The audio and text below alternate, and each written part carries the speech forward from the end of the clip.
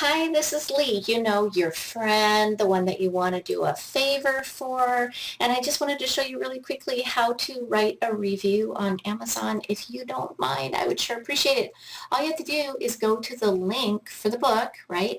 And then you click on where it says customer reviews, and it will say, write a customer review. The first thing they do is ask for stars, and then as soon as you click on the stars that you wanted to give me, hopefully you loved it, then there will be an opportunity for you to fill in your own personal words. I have to tell you, it's really important for authors to have reviews because you know how books will sometimes show up in a search and sometimes not?